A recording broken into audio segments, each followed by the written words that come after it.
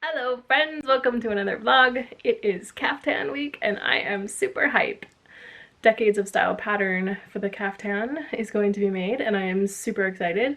I have already washed my fabric and I listened to Hoppin' Bobbin, who, if you don't know who she is, she's a woman on Instagram who sews and does Instagram stories, so I watch her there. She's awesome and beautiful and funny and talented and skilled and amazing. Anyway, she taught me a long time ago that if you have a very long piece of fabric that you need to wash and you don't want it to turn into a giant ball in your washing machine, that you sew it into a mobius strip, which means like a circle, but you flip one piece so that it twists. And if you do that, for some reason, it does not get all weird in the washer or the dryer. And I did it as an experiment. And it worked. Nothing twisted. It was really cool. So anyway, everything's all washed. I do need to iron it.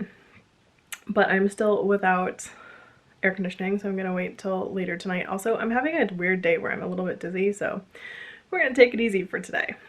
But I am having like the best mail day ever. So let me show you what I've got. The first thing I got is from Kat of Kat's Costumery, or Kat is in the bag on Instagram. I will link her down below. She was sending me this apparently, which are two beeswax and Iron Man and Captain America, which I'm just like, oh, I love them. And then she's like, do you want anything from England? And I was like, yes, I do. I want dairy milk and crunchy. And I was expecting like a couple little things. She sent me all of this. I'm just like, oh, Kat, that's so extravagant. Thank you so much. I'm so excited. I love these and I haven't eaten one yet, but I'm going to, and I am jonesing for this. Chocolate in America just blows. Anybody who's not from America, when you come here, don't buy chocolate. It's garbage. It has wax in it. It's just, most of it is garbage. European chocolate has it down, and honestly, I'm a sucker for Cadbury. Dairy milk with hazelnut is my very, very favorite. I was also having a little moment last week in which I went a little nuts on Donzella mode and the Lady Detal, because I was feeling sad for myself that I did not get to go on all my trips, and I haven't bought anything neat since I went into lockdown, so I bought myself this beauty. Woo woo! I am so excited for these. They're so beautiful. I love them. I will link Taylor down below for you guys, and her website and Etsy shop. I think things are cheaper on her website, so you might want to go pick up stuff there, and I think there is more stuff on her website. Okay, next we have this amazing package from the Lady Detal. I will link her down below as well, but there's her info. And this is what I got. I got this fan, and then I got these bee earrings and those pineapple earrings, because at some point I have it on good authority that this pine nut may become a real Jane Austen pineapple. I got some of the agate earrings, which are just amazing, and some creepy hands and some little dangly pearls. And then you got little bonus items that she gives you, cleaning cloths and also a tape measure I got on this one. That's really exciting. Got some love from Miss Morgan Donner, who sent me a little Hermione sticker and a tiny mushroom, which I'm super excited about. This was special just for me. It's a piece of her Yolfsness dress, which I call the sneeze dress because I go dress. I can't say this word very well. I can say it if I see her write it out like this. Anyway, she sent me a piece of wool from her dress, which I think is super cute, and I'll put on my board along with this little mushroom. And then this guy, which I have it on good account, is super cute, but I wanted to show you the packaging because she packages things so cute. Like, I love it. Okay, what was in that package is this, and it is a double-sided belt buckle. So there's belt buckles on both sides, and then you can hang something from this. I've seen, like, this makes an awesome necklace, it makes an awesome belt buckle, it makes an awesome dog collar, and this thing can flip around to go either way depending on what you want. And it has a little Morgan Donner love in there, which I just think is super cute. I will link this down below also if you want to buy one on her Etsy store. I know for a fact that she does not have 11 billion of these left, so if you want one, go get it. Also of interest is this beautiful card and bookmark that my friend Amy sent me from England, which I am super grateful for, and it's super cute. She made this little kitty bookmark for me and I just love it. I just think it's adorable. She sent me this and I actually got it maybe like a week ago, but I wanted to make sure to include it because Oh, this was so sweet of her. And lastly, I got some Plasti Dip, which I'm super excited about because now I don't have to use the spray paint anymore. I can actually dip, which is a significant upgrade compared to using the spray paint. The spray paint works, it just sucks. You have to take it down and spray paint it and like not spray paint everything around it because then you get Plasti Dip everywhere. This is just much easier. Alrighty, here is my pattern. It is the Decades of Style, Decades Every Day, TLC Caftan. I think Abby said she put this together in a day. So, you know, a week or so should be fine for me. Today's big cutting day, so the first thing I'm going to do is cut all of these pieces, and they are massive because I'm making the long version. I asked Marika and Abby because they both either made or want to make both of them, but they made at least one, and they both said that they both made the short one, but then Abby said she made the long one and she actually lives in this one, has only worn this one a couple times, and Marika also said that she preferred, like she wanted to make the long one because it would be preferred. So I'm just gonna do that, and I bought enough fabric to do that. Here's my fabric. I will link this pattern down below, and also the source of this linen, which I got on Etsy. There are tons of linen sellers on Etsy.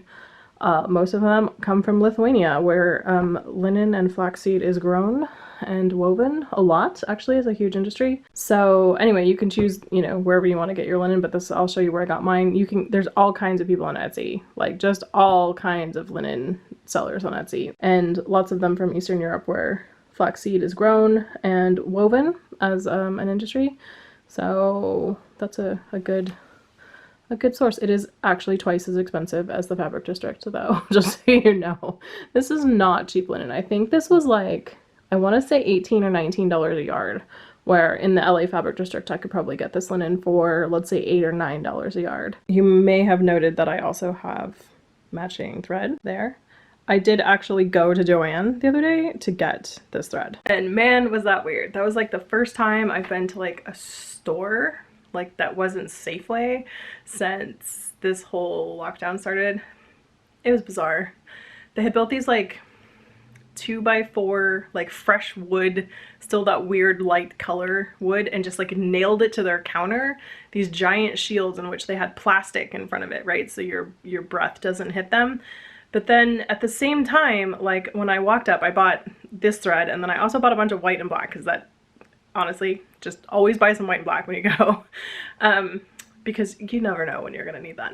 So anyway, they have these giant shields up, which I was like, cool, you're protecting yourself, I'm into that. But then I put every one of these threads down in a what is this called? UPC barcode or whatever, a face up, so the guy could just beep, beep, beep, beep, scan them and never have to touch them. The guy touched every single one of these rolls of thread. Like, he moved them all and scooted them around and like beep beeped them in different ways, and like was looking, trying to flip them over, and I'm like, no, I put them so that, and I actually told him, like, I'm putting them all up so you don't have to touch them. And he's like, oh, okay, whatever, it's fine. And then he touched them. I'm like, it might be fine for you, but that doesn't mean it's fine for the customer. Like, what if I don't want you touching my thread? You know, like, what? Like, why would you do that? It's like a risk for both of us. I know I'm on about this COVID thing, but like, also, we get 60,000 new cases a day in America. A day. That means like yesterday was 60,000 new cases, so those people are still sick today, and now another 60,000 are sick. It's nuts. So I'm like, guys, just, if I make it easy for you not to touch my stuff, just don't touch it. It's really not complicated. Anyway, that's my Joann rant. Okay, I am done. It is dark. I took a break to eat dinner and to do CosTube guide stuff and generally screw around on the internet for a while, as you do. But we are all cut out, so that's exciting. And I'm pretty hyped for this, so yay. I need to read through the instructions and make sure I understand them. I have elastic instead of ties, and that's what everyone, including the owner of the company who made this pattern, told me to do. But I don't see instructions for that, so I'm gonna try to read them and see if I see instructions for that. So it's a good idea to read your pattern all the way through before you start anyway, so that's what I'm gonna do. I also received some, like, fairly good news to me, I guess. So I've been having this, like, emotional sort of crisis about, like, I don't know where my fabric comes from, it's horribly unethical, blah, blah, blah. You know, as you do. I do, you know, care about my planet, and I care about the people who make fabric and stuff like that. So I talked to a couple of my friends, two of which have companies that have in the past made clothing and had it made in Los Angeles and stuff like that. And so we were talking about, you know, pieceworking and all that kind of other stuff that I was talking about in the last video. And I mentioned this, and both of them said, oh, don't worry. And they used a weird term I'd never heard called jobbers. And they said all the fabric in the fabric districts are jobbers. And jobbers are essentially remnants. So the fabric district may get bolts and bolts of fabric, but that fabric was actually made for a clothing line or a couture house or whatever. And they had leftovers, and so rather than put them into the landfill, they sell them to the guys who run the fabric district for crazy cheap money, and that is how you get fabric in the fabric districts for crazy cheap money. So it's essentially like buying remnants, and while basically what they said is there is no fabric other than really small production houses or like if you weave it yourself or whatever, that is ethically made. It just doesn't exist. It's either horrible for the environment or it's horrible for the people who are working or, you know, whatever. That's why we don't manufacture fabric in the United States very much. And that's why that Pendleton mill is such a special thing, because there's only, I think, 3 mills in the United States anymore. Anyway, she did say, but of all the things you can do and places you can buy fabric and ways you can obtain fabric, that's actually one of the most ethical ways to do it, because you're essentially buying remnants and saving them from going into landfills. So given that all fabric is unethical, it just is, and we have to accept this if we're going to continue doing this sport, which I am. I'm not going to quit. And I have this gigantic stash which I would like to use, almost all of which came from the fabric district or other fabric districts or the Pendleton mill. If that is going to continue, then at least I know that I'm getting my fabric from like the best source that I possibly can. She did say like stuff like thrifting your clothes or thrifting fabric is also a great way to get fabric that is the most ethical you can do, but buying from the fabric district is something that should like be light on your conscience. And I was like, oh my god, I just need a small win today. Like any small win. There's just so much stuff going online about, you know, racism and, you know, fast fashion and big companies not paying the Bangladeshi workers for the orders that they've already fulfilled, and just like all this horrible stuff that we just learn about constantly. NFL players who are quoting Hitler happened today. I'm like, what? Like, okay, how about no? So yeah, I just needed a really small win. And that was it. And it really just took that to make me feel like, okay, at least I'm doing one thing that's in like the best way you can possibly do it, right? So that makes me happy. And I don't know how that relates to Joann Fabrics or any of those other places, because that's not the same thing as the fabric district, which honestly, every time you go there, it's different fabric, and if you want it, you better buy it because you're never gonna see it again. So yeah, at least I can feel somewhat good about buying the most ethically retrieved unethical thing. Okay, I've read these instructions, and this one right here, this last one, this is my entire life right here. This is what's gonna happen in a million days. Great, so I read the instructions and I understand the elastic thing, I think. I gotta look at it like when I have to do it, because it's just pictures right now and that never makes sense. And that's the thing, people talk to me all the time about how they read the pattern and they were like, what? And then they started cutting out the pieces and stuff, and then the pattern made sense. And that's totally normal. Like every time I encounter a new pattern, I'm like, to some part of it. And then as I'm going, I'm like, oh, okay, I see. But you just kind of got to do it. Like, that's part of it. So if that happens, you read a pattern and you're really confused, it's okay. Just start. Do the first thing. Like, all you gotta do is read the first instruction, like read the whole thing, then maybe read the whole thing again, and then read the first instruction really good, and then just do that thing. And like cross it off, feel good about yourself, and then read the second instruction. And it tends to like build upon itself and actually like make sense after a while. So, you know, that's a thing about patterns. Okay, so the next step is I want to zigzag all the edges on all my pieces right now because it's linen and they're gonna fray, and I'm not about that life, so I'm gonna do that first. Also, I haven't really thought about seam finishing. I might fell a lot of these down, I'm not sure. but then you're gonna see it from the outside, so I don't know. I don't know what's gonna happen. And if I fill it, it's gonna be like just eons of me filling seams in this thing, so yeah, I'm not really sure what's gonna go down with that. It also might be something where I'm like, I'm done with this caftan, and then like as I have time, over periods of time, I will fill individual seams as I want to do and not have that be a thing that's on camera. We'll see. We will see. For now, they will all be zigzagged, so that should keep them nice and safe for at least for right now. Okay, you're all here for real, right? I'm not in it today. I'm just not.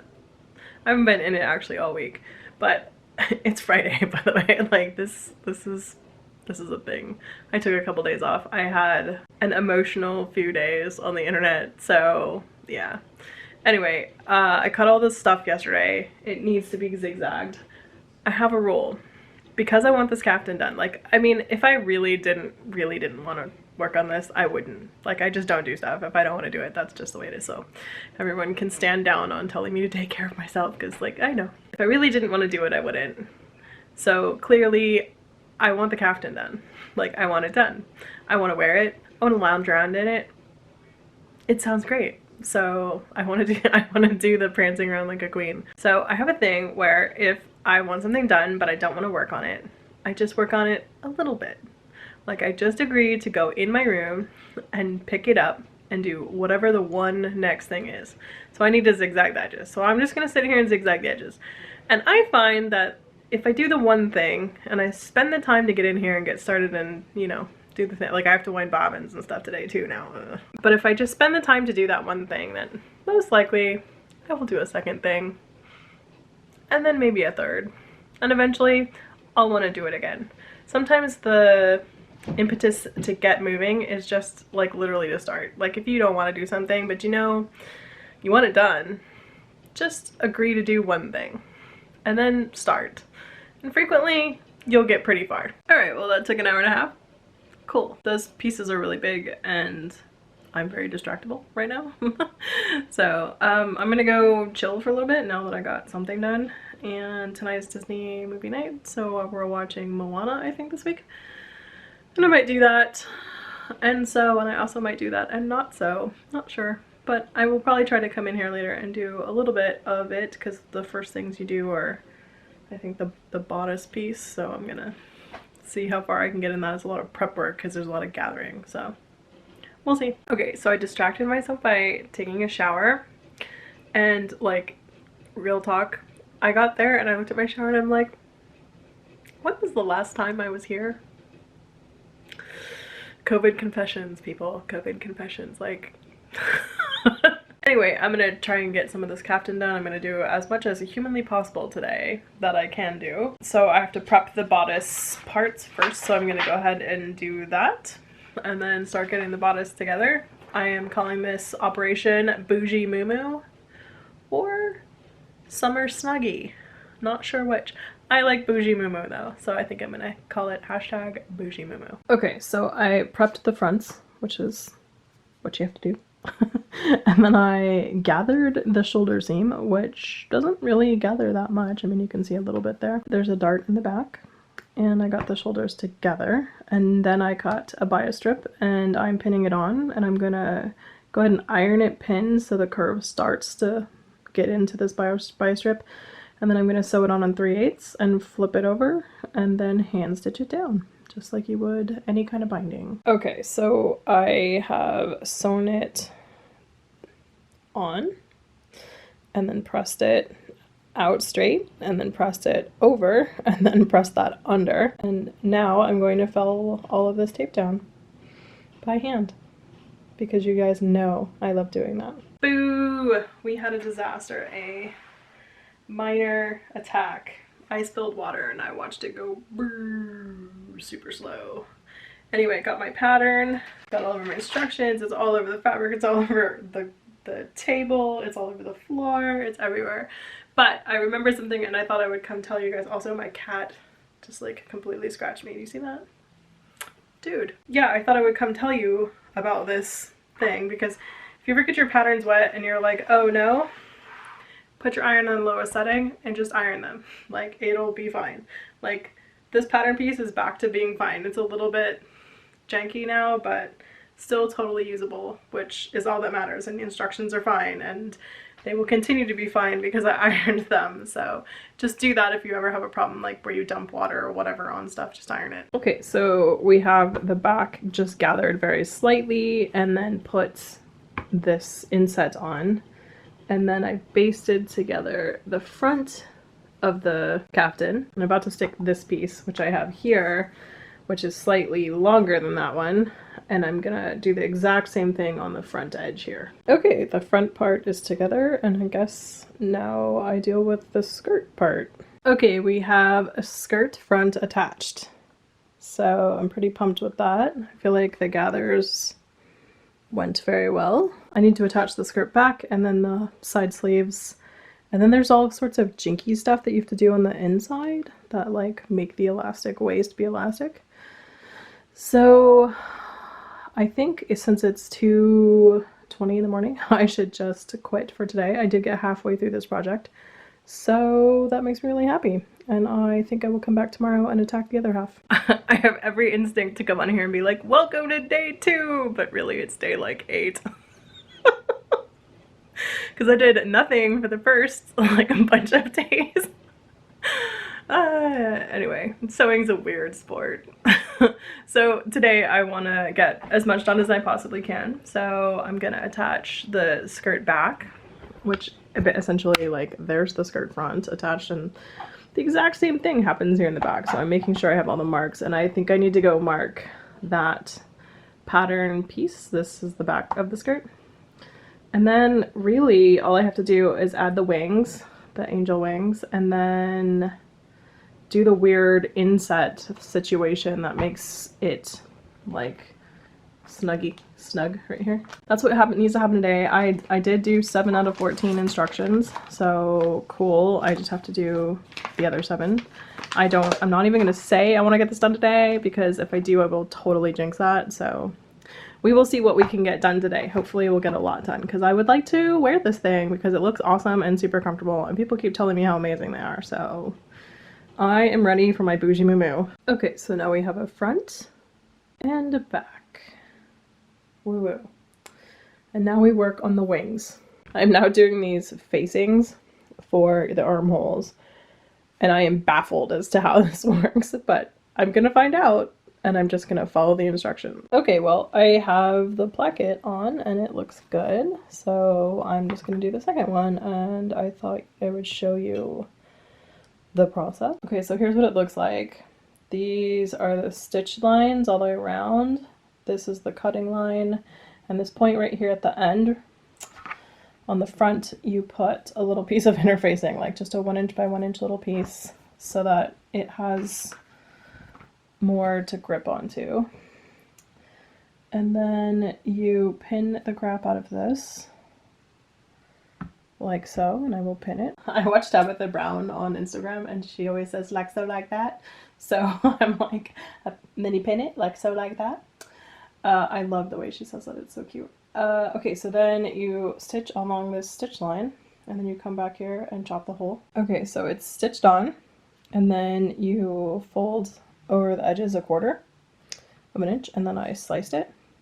And then I'm gonna turn it inside out, so like flip it around, because this is the inside of the garment. So all this will be on the outside, and it will look very similar to that guy over there. So, and then you just top stitch it down. So it's actually pretty simple. All right, now we have 2 of those in, and my husband is downstairs watching some crazy loud show. So if you hear that, sorry. So I just completed instruction number 10. So I'm gonna go on to 11 and 12, which is to sew the shoulder seams and attach the wings. And then there's the interior guts part. So we'll see how far I get. So significantly less sexy when it has 1 wing on it. But here's the wing. It's on. I think it'll get better when there's elastic inside for sure. I am doing French seams on this, so it's pretty, which does make your pocket seam have this in there. But I will go in there and just tack it down or some such business to keep it proper, and then iron it, and it should be fine. I need to figure out how pockets work in princess seams. There is a trick to it. I am positive that that exists. I think I've done it before, but I don't exactly remember what I did. So I need to do it and write it down. Anyway, this is what it looks like right now. I am going to put on the other angel wing and see how that goes. It is currently 150, and this takes me forever because I'm doing princess seams and I'm ironing it and doing all the things. So that's probably what I'll do tonight, and I'll do the interior stuff tomorrow. So not quite a one-day build. You know, you could probably do this in one day, but it would be a really, really long day. Okay, it's 3:15 in the morning. I don't really want to sew anymore, but I do want to pull out all these threads. When you do French seams, if you don't trim the threads properly before you do the second set of seams, you absolutely get this happening every now and then. So I'm just going to go along all the seams I just sewed and try and clip all these threads out so that they're not there anymore. Alright, here she be. Not done because I still have to do the interior and the hem. You can see that it's just pinned in there right now, but this is what she looks like at this stage. Anyway, I think she looks pretty good and I'm hyped on it, and I will come back and finish it mañana. Here's a little tip for you. As I go, I put my pieces away. So as I used this guy and I know I don't need to look at it anymore, I'm gonna put him in there, and also with the pocket. Everything else except these two facings is already in there, and that's so that I don't lose things, which has happened more than once. Morning peeps, and by morning I mean happy mid-afternoon. I have very little work to do left on this dress comparatively to everything else I've done, so that makes me happy. Although hemming, what else? I've had an eventful evening. I posted some stuff to my Instagram channel last night that got a very big response, which is great. It was mostly like, hey, why don't we just be nice to people? Also, if you have a secret Facebook group in which you're mocking people, stop. Everybody thinks I was talking about the Isabella prior tire attack. She got attacked really bad by a Facebook group who just slandered her, but I didn't actually even know about hers until after I had posted mine. There's like a bunch of these groups out there. And they mostly slaughter like larger costumers, and I don't mean larger like fluffy. I mean larger like they have a bigger following. So thankfully I am not on their radar at all because I am not a large costumer in any way.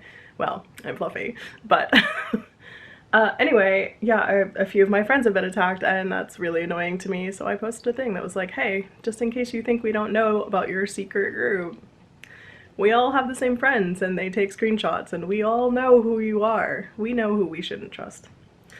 Anyway, that got a big reaction, so I've had quite a lot of discussions in the last 24 hours, so. But also, like, hey, just be nice to people.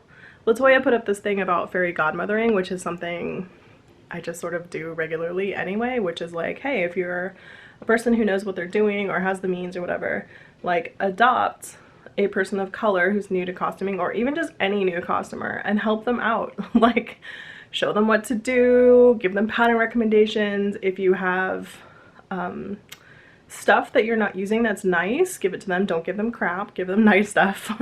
If you have stuff that you can afford that they need and you know that they can't, give that to them. You know, just be like a generally nice person to people. And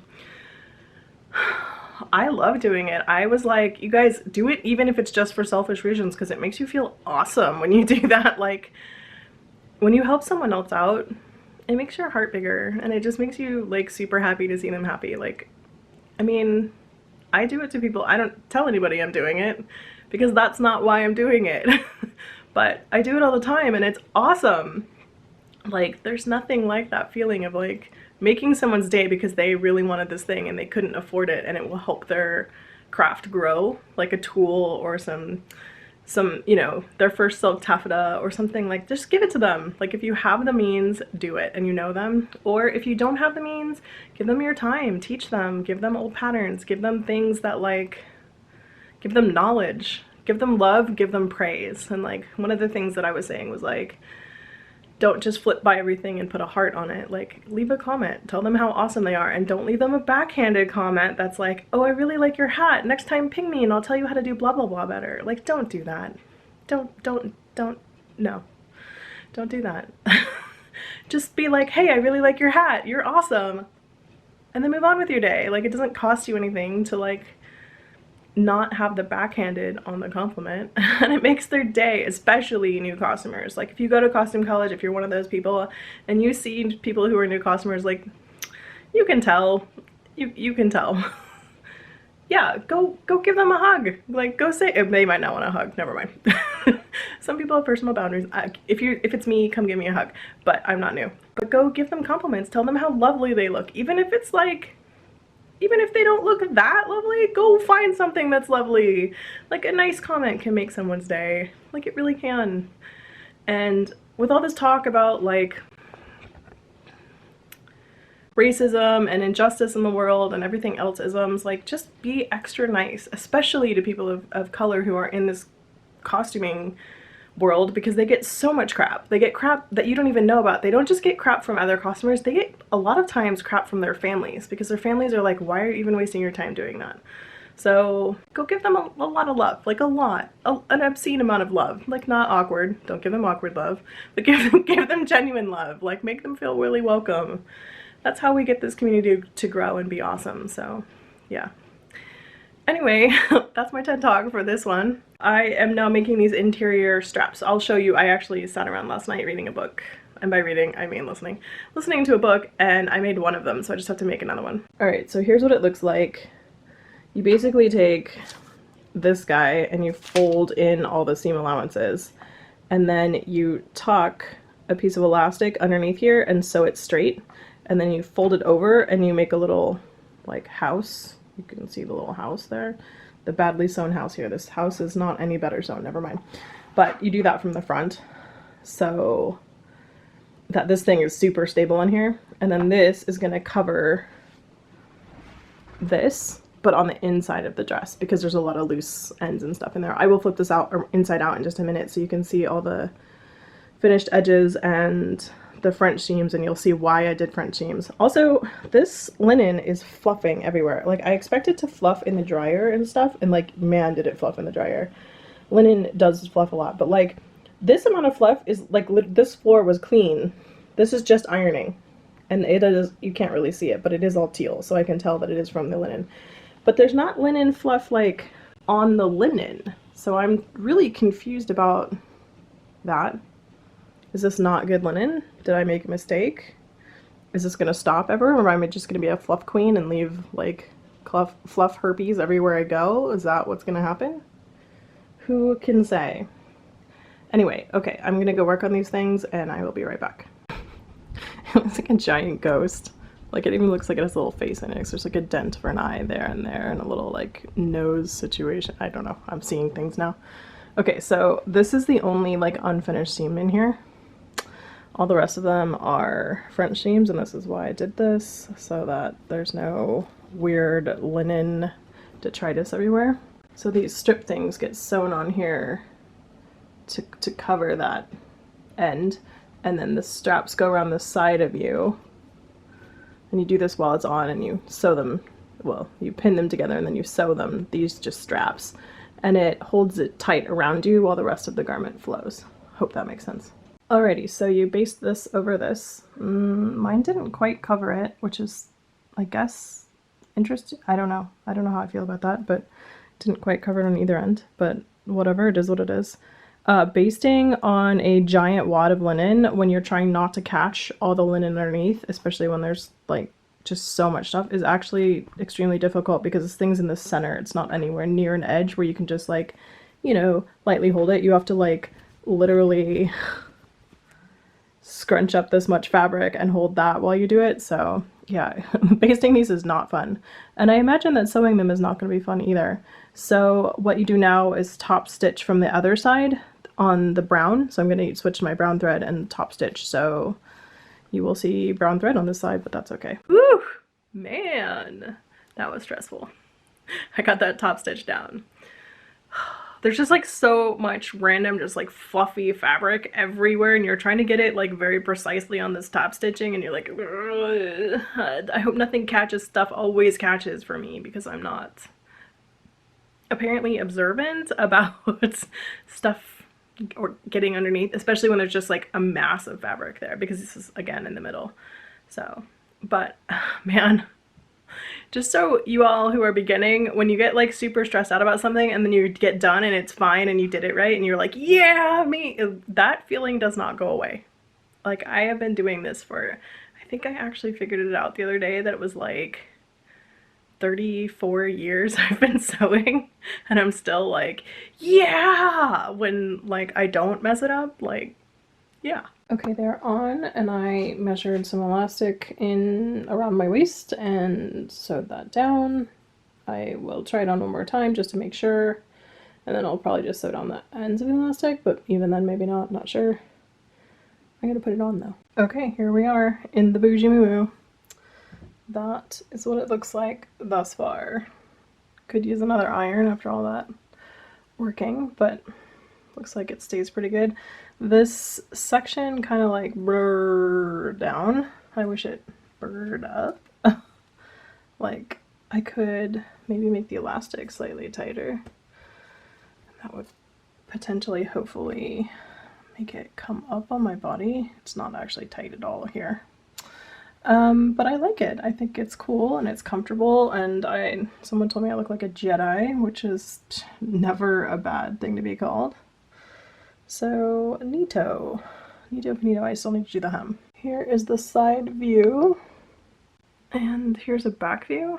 Here's a back view. I don't know if it's the back view, but it's a back view. I like it. It's pretty cool. I'm into it. Okay, we have a hem pressed in, and now I'm gonna go sit in my bed and watch the rest of Warrior Nun or whatever and hem. I don't think I'll probably get done today because the hem is huge, but who knows? We'll see. I nearly forgot to end this vlog. So I went outside today to get a little video footage, which I'll insert right here.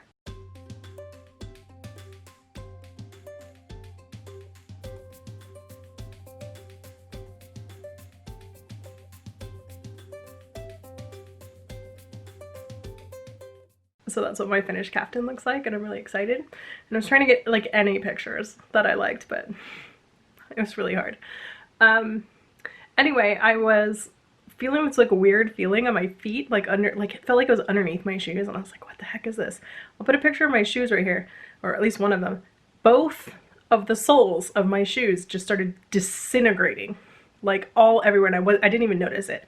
Like I walked through the house, there's like chunks of like, it looks like dirt, like a gravel kind of looking, not even gravel, like, it looks literally like brown dirt. That's just all over my house now because I was walking around in those shoes and they were disintegrating. So I ended up taking the last of the pictures barefoot because I was just like, I can't even, I think there's pieces of this on the floor. Yeah, here.